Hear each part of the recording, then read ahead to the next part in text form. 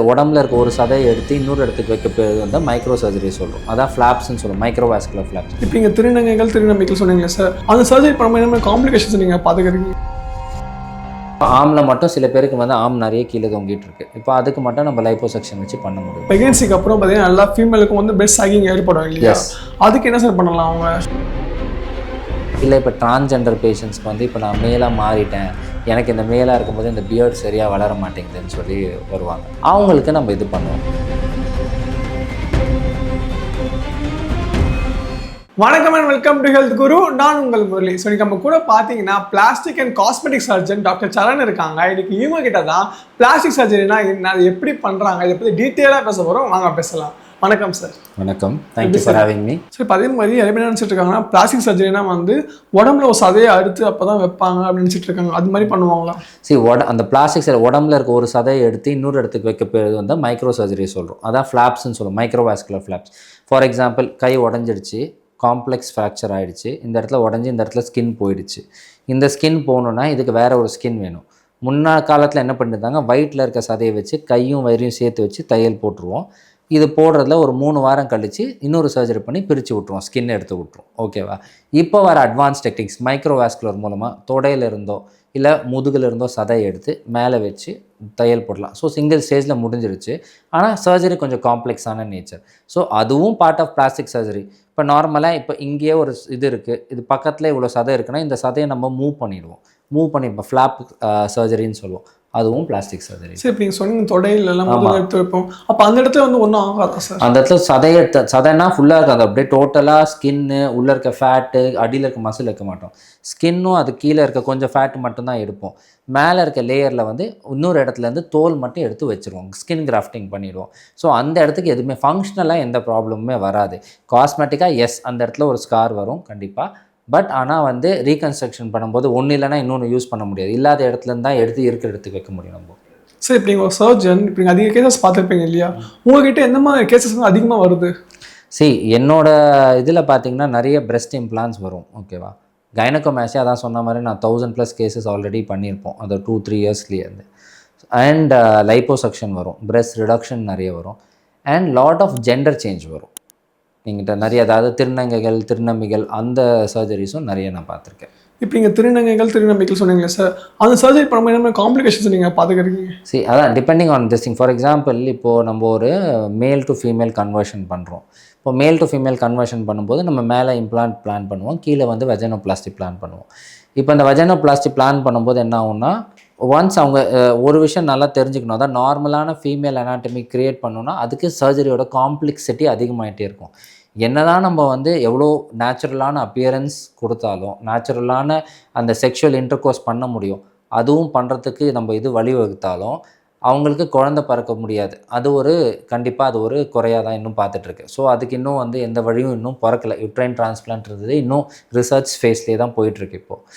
அதே மாதிரி இப்போது திருநம்பிகளுக்கு பார்த்தீங்கன்னா கீழே வந்து பீனல், இது ஃபேலோபிளாஸ்டின்னு சொல்லுவோம். இந்த ஃபேலோபிளாஸ்ட்லேயும் அகெயின் ஃபேலோபிளாஸ்டில் என்ன தான் நம்ம ஷேப் கொடுத்தாலும் சரி, அதுக்கு பீனல் இம்ப்ளான்ட் வச்சாலும், ஆனால் அந்த செக்ஷுவல் இன்டர்கோர்ஸ் பண்ணும்போது அந்த ஒரு ஃபீலிங் வந்து எங்களால் ரெப்ளிகேட் பண்ண முடியல. அதுவும் இப்போ ஒரு குறையாக தான் பார்த்துட்ருக்கோம் பேசிக்காக. மற்றபடி டாப் சர்ஜரியாக இருக்கட்டும், இம்ப்ளான்ஸாக இருக்கட்டும், இல்லை வெஜினோபிளாஸ்டியாக இருக்கும், ஆஸ் நியர் டு நார்மல் வரைக்கும் நம்ம வந்து அட்வான்ஸ்மெண்ட்ஸ் வந்துகிட்டே தான் இருக்குது இப்போது. பட் அந்த ஃபீலிங், அந்த இப்போ குழந்தை பிறக்க முடியாதது, அந்த செக்ஷுவல் அரௌசல் கொடுக்க முடியலன்றது தான் இப்போ ஒரே ஒரு குறையாக பார்த்துட்ருக்கோம் இப்போ. ஓகே சார், இப்போ அதே மாதிரி வந்து ஃபேட் ரிடக்ஷன் வந்து பாசிபிளா sir? For example, arm fat அதிகமாக இருக்கும், பெல்லி ஃபேட் அதிகமாக இருக்கும், அது மாதிரி ரிமூவ் பண்ண பாசிபிளா? எஸ், இப்போ ஆமில் மட்டும் சில பேருக்கு வந்து ஆம் நிறைய கீழே தொங்கிட்டு இருக்கு. இப்போ அதுக்கு மட்டும் நம்ம லைப்போசெக்ஷன் வச்சு பண்ண முடியும். லைப்போசெக்ஷன் இல்லைனா அது we have other energy devices இருக்குது, இன்ஜெக்ஷன்ஸ் இருக்குது, ஃபேட் இன்ஜெக்ஷன்ஸ் இருக்குது. டிபெண்டிங் ஆன் எவ்வளோ லாஸ் தேவைப்படுதுன்னு சொல்லி அதை பொறுத்து இருக்குது. நிறைய பேர் கூல் ஸ்கல்ப்ட்னு பார்த்துருப்பீங்க. ஸோ கூல் ஸ்கல்ப்னா சின்னதாக இந்த இடத்துல லைட்டாக கொஞ்சம் ஃபேட் இருக்குது, ஒரு 20% ரிடக்ஷன் போகலாம், கூல் ஸ்கல்ப் போகலாம். ஃபுல்லாக நம்ம எடுத்து ஒரு 60% வரைக்கும் நம்ம ரிடக்ஷன் போகணும் அப்படின்னா லைப்போசக்ஷன், அதாவது ஒரு சின்ன ஹோல் போட்டு ஒரு கேனலா வச்சு மெக்கானிக்கலாவோ இல்லை மிஷின் மூலமாக அதை உடச்சி, லேசர் அல்ட்ராசவுண்ட் மூலமாக உடச்சி அதை சக் பண்ணி எடுத்துருவோம். அண்ட் 100% போகணுன்னா நம்ம டம்மி டக், வயிற்றில் இருக்குன்னா இப்போ நம்ம அப்டாமினோபிளாஸ்டி டம்மி டக் ப்ரொசீஜர்னு சொல்லுவோம் நம்ம. இப்போ தான் நெக்ஸ்ட் நான் கேட்க வந்தேன், டம்மி டக் ப்ரொசீஜர் சொல்ல முடியுமா? டம்மி டக் எப்படி வருதுன்னா, இப்போது லைப்போசக்ஷன் டம்மி டக்குன்னு இருக்கும். ஸோ ஒருத்தங்களுக்கு வயிறு ரொம்ப பெருசாக இருக்குது, நிறைய ஃபேட் இருக்குது. ஸோ எல்லோரும் வந்து லைப்போசக்ஷன் பண்ணால் திருப்பி உள்ளே போயிடுமான்னு வந்து ஒரு கொஸ்டின் இருக்குது. இப்போ என்னென்னா, இப்போ லைப்போசக்ஷனோட ப்ரைமரி க்ரைட்டீரியா உள்ளே இருக்க ஃபேட்டு கிடையாது, வெளியில் இருக்க ஸ்கின்னு தான். ஸ்கின்னு எவ்வளோ தூரம் நல்லா இருக்குதுன்னு சொல்லி, ஸ்கின்னு ரொம்ப எலாஸ்டிக்காக இருக்குது, ஸ்கின்னை நம்ம லைப்போசக்ஷன் பண்ணதுக்கப்புறம் சுருங்கிடுன்ற கான்செப்டில் மட்டும்தான் நம்ம லைப்போசக்ஷனை அட்வைஸ் பண்ணுவோம். ஒரு 35 வயசுக்கு மேலே நம்ம அந்த ஸ்கின் வந்து ரொம்ப ஒரு மாதிரி தளன்னு தொங்கிட்டு இருக்க ஸ்கின்னுக்கு லைப்போ பண்ணோன்னா இன்னும் கீழே தான் தொங்கும். ஸோ அந்த டைமில் லைப்போசக்ஷன் பண்ண முடியாது. ஸோ இப்போ டம்மி டக்குன்னு சொல்லி போகிறோன்னா 2 அடிஷ்னல் இண்டிகேஷன் இருக்குது. அதாவது ஃபஸ்ட்டு இந்த மாதிரி சாகிங் ஸ்கின் ரொம்ப கீழே தொங்கிட்டு இருக்கு, அம்பிளிக்கஸே கீழே இறங்கிடுச்சு, ரொம்ப வயிற்று கீழே தொங்கிட்டு இருக்குன்னா அதை நம்ம லைப்போசக்ஷனால் டீல் பண்ண முடியாது. ஓல்டர் ஏஜ் குரூப்ஸ் ஒரு 40 வயசுக்கு மேலேனா லைப்போசக்ஷன் அவ்வளோ எஃபெக்டிவ் கிடையாது. ஸோ இந்த செகண்ட் இது என்னென்னா, ஒரு ஹர்னியா இருக்குது, அம்பிளிக்கல் ஹர்னியா, அதாவது குடல் இறக்கம்னு சொல்லுவோம். அது அம்பிளிக்கஸாக இருக்கலாம், இல்லாட்டி சில பேருக்கு இந்த 6 பேக் மசில் வந்து இப்படி இருக்கும். ஸோ யூஸ்வலாக அது வந்து குழந்தை பிறந்ததுக்கப்புறம், அது ஃபீமேல்ஸ்க்கு இல்லை ஆண்களுக்கும் ரொம்ப நாள் எக்ஸசைஸ் பண்ணாமல் இருந்தால் இது அப்படியே விட்டு இப்படி வந்து இப்படி நிற்கும். இப்போது இந்த விஷயத்தை வந்து நம்ம வந்து நார்மலாக எக்ஸசைஸ் மூலமாக ஓரளவுக்கு நம்ம டைட்டன் பண்ண முடியும்.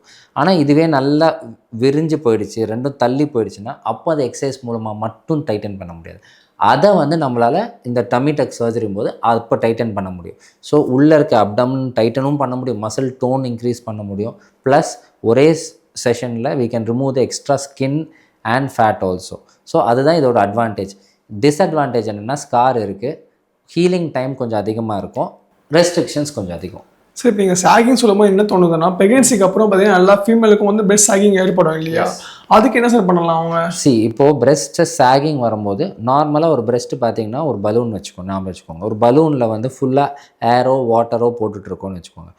நல்லா ஃபுல்லாக ஏர் அண்ட் வாட்டர் இருந்துச்சுன்னா அது பலூன் நல்லா விரிஞ்சிருக்கும், நல்லா ஸ்ட்ரெச் ஆகிருக்கும். இப்போ ப்ரெக்னென்சியில் என்ன ஆகுதுன்னா, அடிஷ்னலான கிளாண்டு, அதாவது கிளாண்டும் இருக்கும், ஃபேட்டும் இருக்கும். இந்த கிளாண்டு பெருசாக ஆரம்பிச்சிடும். ஏன்னா குழந்தைக்கு பால் கொடுக்கணும், பால் கொடுக்கறதுனால கிளாண்டு பெருசாகிடும். ஒன்ஸ் அந்த ப்ரெக்னென்சி முடிஞ்சதுக்கப்புறம், ப்ரெக்னென்சியில் பெருசாகிட்டே இருக்கும், குழந்தை பிறந்ததுக்கப்புறம் பால் கொடுக்கறதுக்கு இருக்கும், ஒரு வருஷத்தில் அப்படியே அந்த கிளாண்டு சுருங்கும். இது சுருங்கும் போது என்ன ஆகிடும்னா, பிரெஸ்ட்டு அது ரொம்ப ஃபாஸ்ட்டாக சுருங்கும். ஏன்னா ப்ரெக்னென்சியில் வந்து வெயிட் லாஸ் பொறுத்து இருக்குது. இப்போ வெயிட் லாஸ் வந்து ஒரு 10 நார்மலான ஒரு அலவபிள் வெயிட் லாஸ் பார்த்திங்கன்னா 10 to 15 kgs மேக்ஸிமம் ப்ரெக்னென்சி போது பண்ணுவோம்.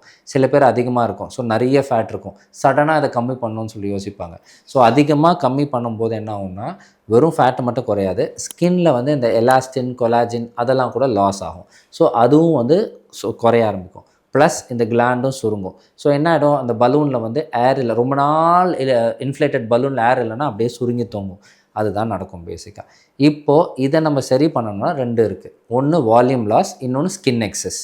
வால்யூம் லாஸ்னால் முன்னாடி அந்த ஃபுல் ஏர் இந்த பலூனில் எவ்வளோ ஏர் இருக்கோ அந்த வால்யூமை ரீப்ளேஸ் பண்ணுறது.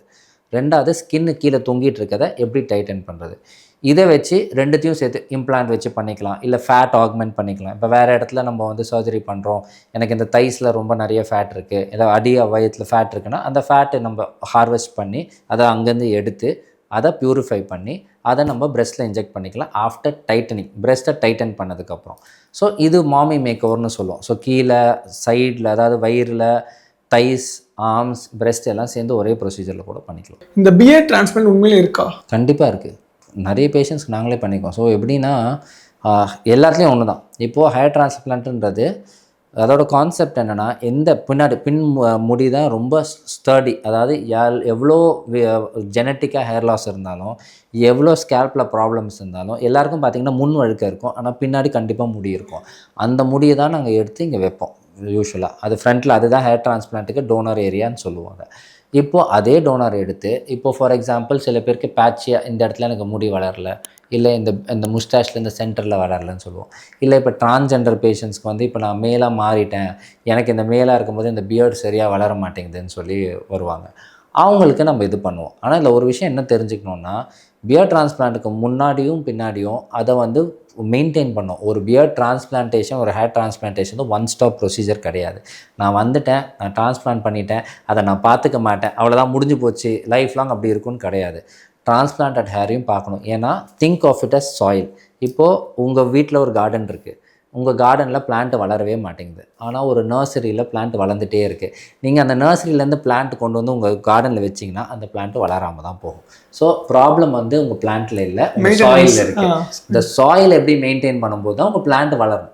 அதே மாதிரி தான் இங்கேயும். ஸோ இங்கேருந்து ஹேர் எடுத்து இங்கே ஃப்ரண்ட்டில் கொண்டு வந்து வச்சாலோ இல்லை பியர்டில் வச்சாலும் நம்ம எப்படி அதை மெயின்டைன் பண்ணோம், எப்படி அதுக்கு நரிஷ்மெண்ட், முன்னாடி அது நரிஷ்மெண்ட் இல்லாததுனால தான் அது வளர மாட்டேங்குது, ஏதோ ஒரு ப்ராப்ளம் இருக்கிறதுனால தான் அது வளர மாட்டேங்குது. ஸோ அதை நம்ம கரெக்ட் பண்ணாத வரைக்கும் இதுவும் வளராமல் தான் இருக்கும். So beard transplant is very safe. ஆனால் அது பண்ணாலுமே மெயின்டெனன்ஸ் கண்டிப்பாக பண்ணணுன்றது எல்லாரும் தெரிஞ்சுக்கணும். ஏன்னா எல்லாரும் நினச்சிட்டு இருக்காங்க ஒரு தடவை பண்ணிட்டா முடிஞ்சிடுச்சு, நான் அதை எதுவுமே பண்ண வேண்டாம் அப்படின்னு சொல்லிட்டு. ஸோ அதான். ஸோ நிறைய இன்ஃபர்மேஷன் பகிர்ந்துக்கிட்டீங்க. உங்கள் நேரத்தை எங்களுக்காக ஒதுக்குனதுக்கு மிக்க நன்றி சார். தேங்க்யூ.